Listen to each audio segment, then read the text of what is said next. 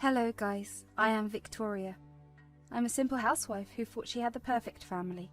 However, I never knew that my family was filled with traitors. This is the story of how I was able to cut off a toxic person and saved my children from being kidnapped. My husband Ian and I were having a great life. He had a very successful career and was earning a lot of money. I, on the other hand, was a humble housewife who was expecting a baby. My husband is a very kind and loving man and took great care of me. His caring nature is what made me fall in love with him. His family was also pretty sweet towards me and welcomed me with open arms. This is why it was so strange to me when his mother, Annie, suddenly started to hate me. Initially, I could tell that the news of my pregnancy didn't sit well with her. I figured that she might be going through something and was projecting her annoyance at me. However, Annie's behavior worsened when I declared that I was having twins. She said, "Oh my God! You are having twins? Please tell me they are boys. Victoria, tell me now!" "Yes, Annie, we are having twin boys." "I knew it! I knew that my babies would come back to me! I am so happy! I have been waiting for so long! Finally, I will have them in my arms!" Annie's behavior and her words really confused me. However, Ian was pretty patient with her and tried to deflect the topic. I decided to ignore her weird comments and wait for things to be clear. Well, after knowing everything, Annie became even more obsessed with my pregnancy. She was always dictating to me about what to do and what not to. It was frankly getting very annoying. When I refused to hear her advice, she said, "Why are you being so stubborn, Victoria? You are a dumb girl and will end up hurting my children. You need to listen to me. I know what is best for them." "Annie, I know you want the best for us, but trust me, I am not making mistakes. I have enough guidance from my Obgyn. We are all set. You don't have to worry." "Don't act like you know everything. This just proves how unfit you are to be a mum. Thankfully, the kids will have her real mum once they are born. I can't wait to have them in my arms." Slowly, her behavior became highly alarming. I decided to talk to Ian away from Annie's prying ears, so I asked Ian why Annie kept calling our children hers. He signed and signaled me to sit down. Ian said, "You don't know about this, but Mum was actually pregnant with twins. It happened after I was born. Unfortunately, the twins didn't make it to the birth." Oh my God, that is so sad. But why does she think our twins are hers? That makes no sense. "Mum has some unresolved issues from that time, Victoria. She never got help to overcome her grief. We tried hard to put her into therapy. Mum just never listened to us. I'm trying to be patient with her. She went through something very traumatic, so I have been gentle with her." "I understand, Ian. I will try to be gentle towards her as well, but if she doesn't get better, we might have to set some boundaries."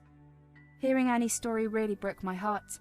My pregnancy hormones were high and I felt very emotional, so I decided to let her be at least a part of my pregnancy. However, I soon learnt that it wasn't enough for her. She wanted my children and she was adamant that they were meant to be hers. Her behavior got worse and Ian had to tell her to back off. Thankfully, she listened to us. Things got a little better after that. However, a few days before my delivery, Annie showed up at the house. We were in the midst of a discussion about Ian's transfer to another city for his job. Annie walked in and said, "Ian told me he will be working from LA for a while. You will be all alone in this house. I bet it will be a major inconvenience." Yes, we were actually discussing what we can do. Ian has been contemplating about leaving his job. "That is ridiculous. You need his income. Victoria, you don't earn anyway. Do you want to starve the children?" "Of course not, Mum. Why would you even say that? We are just concerned about her being alone right now." "Well, I have a solution for you. I can move in and help you out, Victoria. That is, if you two accept my help. I have raised Ian and know everything about motherhood. Since Victoria's mum is far away, I can help her for now." "That is actually a good idea. I will be able to concentrate on work, knowing all of you are safe. Victoria, what do you say? I think Mum will be of great help." If she wants to take such a big responsibility, then I am fine with it. By then it had been months since Annie had made her weird comments. In fact, she was actually starting to follow our rules and boundaries, so I saw no harm in having her over. She did have the experience and it would be a good thing to have her around. At that time, I never knew that I was making a mistake. If I had known, I would have never allowed her in my house. Ian was with me when our sons were born. They were all very healthy and perfect in all ways. We were very proud parents and showed them off to everyone. Annie was also very happy for us. She did insist on being in the delivery room, but we didn't allow that. Everything was going smoothly till Ian left for his new job. Annie moved in a day before Ian was supposed to leave. She was acting very caring towards me and the kids, so I thought everything will be okay. However, she soon changed after Ian left. Annie became obsessed with my children. Every time I held them, she said, "You need to stop hogging my children. They need to be with me as well. Quit holding them for so long. You don't deserve to spend so much time with them." What are you talking about, Annie? I need to hold my children. I'm actually feeding them right now. Absolutely not. You need to hand them over right now. I have the baby formula ready for their meal. There is no need for you to feed them. Annie practically snatched them out of my arms. I was still recovering from postpartum medical problems and wasn't strong enough to deal with this. Annie always did this when I was spending time with the kids. She did take good care of them, but rarely allowed me to spend time with them. When I got a little better, I started to push back and set some boundaries. However, nothing worked to keep Annie at bay. I never told Ian what was happening. He was already stressed being away from us. Knowing Annie was with us, he had some peace. If I complained about her or kicked her out, I knew he would leave his job and come back. We simply couldn't afford that right now. So I bore through the insults and abuse Annie threw at me. Things got worse as the months passed. However, there was one thing that particularly bothered me. Annie kept meeting up with a strange man at my house. She met him every week for a month. The most confusing part was that they always spoke in French, which I didn't know. Annie was French, so she knew the language. When I asked her about him, she said, "You don't need to butt your head in my business. I can invite whoever I want to this house." "You are forgetting that this is my house. Annie, you just cannot call anyone here on whim."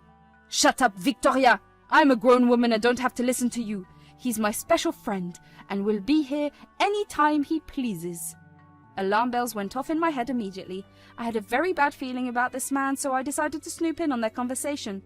There was a security camera in the living room, and all I had to do was access the footage. I didn't know French, but my best friend, Alice, did know it very well. I knew that she would get me the answers I wanted. I collected the footage and went over to Alice's house, and took the kids with me as well. I was actually afraid to leave them with Annie. Alice welcomed me to her home and was generally worried about why I showed up randomly. I told her my situation and asked her to hear the recording. She agreed and heard the entire thing. When she was done hearing the full thing, she looked pretty horrified. She looked at me and said, "Victoria, listen to me. You need to go home, pack your bags and leave with your kids. Do it quickly." "Why, Alice? What's wrong? What was Annie and the man discussing?" "They were going to take your children away from you. Annie planned to take the kids to France and keep them there. Your husband doesn't know about this. Annie wants to do it before he comes back from the trip." "Oh my God, are you serious? But how would she do that without my consent?" "That's what the man is for. He was making fake passports for Annie and the kids. I think your mother-in-law is paying him for this job. He's already processed the documents. You need to get out fast." "I'll go and collect my things, but I don't want Annie to doubt anything. She's going to pay for thinking she can take my child. Will you help me, Alice?" "Of course I will. That's what friends are for. You can stay with your kids at my place. I have plenty of room for all of you. It's better than staying at the house right now." I hurried out of her house and went home. As sneakily as possible, I collected our important stuff and went back to Alice's place. The kids were with her the whole time. When night fell and Annie saw us missing, she called me and said, "Where the hell are you, Victoria? It's all about 8 at night. How can you be so irresponsible? Where are the kids? They shouldn't be out right now." "Stop shouting at me, Annie." Me and the kids are having a sleepover at my friend's house. We won't be home today." "What? No. Who said you can take the kids for a sleepover? I didn't give you permission. Give me your address so that I can bring back the kids." "I don't need your permission, Annie. I'm their mother, not you. I can take them wherever I want. You need to remember that." "Don't be so full of yourself, Victoria. I will have my time. You won't be able to control the kids for long." She said that and hung up on me. I could tell that she was fuming. Thankfully, she didn't know Alice's address, so she didn't have the means to show up at the house. After months of being restless, I was finally feeling peaceful. Alice was a great support and she truly came through for me. When the kids went to bed, I received a call from Ian. He said, "Victoria, Mum called me a while ago. She said you took the kids and went somewhere. She's worried sick. What is going on? I was about to call you, Ian. Relax, I'm at a friend's house. I told Annie the same thing, but she's mad at me for taking the kids. She is pretty mad at you, Victoria. Can't you just tell her when you will be staying out? I'm not a child, Ian. Plus, these are my kids. I don't have to take her permission on what I do with my children. You are being ridiculous. Look, you don't need her permission, but try to be a little amicable with her. At that point, I knew that Ian needed to see the true face of Annie. So far, I have been simply contemplating if I really want to punish Annie. However, I realize that she will be in our lives if I don't take the necessary actions, so I said, Ian, look, there is something we need to talk about. This is very important. You need to come home. What is it, Victoria? You sound stressed. Are the kids okay? Are you all right? Yes, we are fine, but there is something going on here. I can't tell you when you are not here. Can you please come as soon as possible? All right, I'll take a flight tomorrow. Will that be fine? Yes, please hurry. Also, don't tell Annie that you are coming back. This is about her, and I don't want her to know I called you. All right, I won't tell her. Please be safe. I will be there soon. I was finally feeling relieved that Ian took my concerns seriously. However, I was still super panicked. I couldn't sleep at night out of anger and anxiety. Every time I closed my eyes, I thought Annie would come and take away my kids, so I held them and stayed with them throughout the night. The next morning, Ian called me after he got off from his flight. I gave him Alice's address and told him to come ASAP. When he arrived, Ian gave me a hug. He also called the kids and spent some time with them. After a while, Alice arrived and we knew it was time to talk. I said, Ian, I know this was very sudden, but I needed you to come home. I'm going to stay at Alice's place for a while. What happened, Victoria? Why didn't you come home? It's because of your mother, Ian. She's been planning to take the kids away from us. What are you saying? I don't understand. For the last month, a strange man has been visiting our house almost every day. Annie simply said that he is a friend of hers. They always talked in French, and I didn't understand what they said. I got suspicious of them, so I recorded their conversation. Alice here told me what they had been planning. That's right. The man kept saying that he had the fake passports prepared. Annie said she would take your kids and move to France so that she can raise them without you two. That's not possible. She is my mum. Why will she do this? I don't believe it. The recordings are still with me, Ian. I guess she forgot that we have a security camera in the living room. Here, see it. You understand French, so it won't be hard for you to know what they are saying. I showed Ian the footage, and while he simply looked at me with uncertainty, however, after he saw the footage, Ian grew extremely angry. He said, Alice is right, Victoria. Mum was planning to take our kids to France. Hell, she even told her family back there about her plans. They think you are a horrible mother, and she is doing this to protect the kids. That sounds just like her.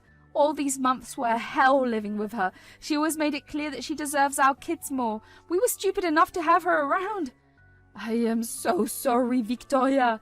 I let Mum stay because I thought she would help you. I had no idea she would become like this. Don't say sorry, Ian. It's time we teach her a valuable lesson. We cannot let her get away with this. You are right. Have you thought about anything? I told him my entire plan. We would go to the police. We also planned to confront Annie in our house. The plan was to make her confess to everything and catch it on a security camera. We will go for a restraining order against her. Also, we planned to turn her in for forgery of passports. We wouldn't leave her friend as well. They were both going down. After we hatched out our plan, we went straight to the police. Alice also accompanied us. There we submitted the previous recordings and promised to bring more evidence. The police also said that they will follow us to the house when we confront Annie. So we all proceeded towards the house. Our kids stayed at my aunt's place, close to the police station. We asked the police officers to stay outside while we confronted Annie. We would call them in if required. Ian and I walked into the house and spotted both Annie and the stranger. They looked like deer in headlights. Annie said, Ian, what are you doing here? Why did you tell me you were coming? Who is this guy, Mum? What is he doing in my house? Oh, he is just a friend. He was just leaving. You know, we catch up on our lives from time to time. The guy just waved to us nervously and left. We let him go because we knew the police would nab him just out of the house. With the man gone, we turned to Annie.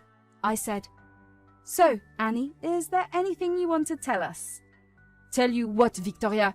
You need to answer me about where you took my kids. It's been a day since I saw them. The good news is you will never see them again. We know all about your plans, Annie. You thought you could just get away with it? You have some explaining to do, Mum. Were you really going to take our children away? Why would you even plan something like that? I don't know what you are talking about, Ian. Victoria has been lying to you. She just wants to keep me away from my babies. You are the one who is lying, Annie. We have your conversation with the guy in our CCTV footage. We know what you have been planning. There is no point in lying anymore. Fine. Yes, I am going to take my children. They were meant to be mine. Victoria only carried them because I am too old. They are my lost twins. They deserve to be with me. They are our children, Annie. You are absolutely insane and need help. Your game is up, Annie. We are done with you. We won't allow you around our kids again. Yes, you will never have a relationship with them or us. You need to leave. The police are waiting for you outside. I hope you finally come to your senses and get some help. No, you can't keep me away from my babies. I won't allow this. I will take them away. At this point, Annie was behaving erratically and was almost aggressive towards us. So Ian went and called the police while I tried to calm her down. She lunged at me and hit me in the face. Of course, the cops saw everything. In the aftermath of the incidents, we were able to get an emergency protection order against Annie. We also applied for a restraining order and were approved for it. Annie tried her best to convince the judge that her delusions were true. Thankfully, the judge never listened to her. She was banned from seeing the kids and ordered to go through psychiatric evaluation. Annie didn't like that at all. She had to be put in a psych ward. As for us, we decided to go permanently no contact with Annie. She was never to have a relationship with us or the children. Ian contacted his aunt, who then took over the care of Annie. Ian was adamant that we would never support Annie financially again. He was done with her and wanted to protect his family. Me and Ian also took the decision to relocate near Ian's job. It would allow us to be close and stay away from Annie at all costs. In the end, Annie and the stranger were both put on trial for their criminal activities, and Annie lost the rights to her grandchildren. On the other hand, me and my family are thriving and doing better every day.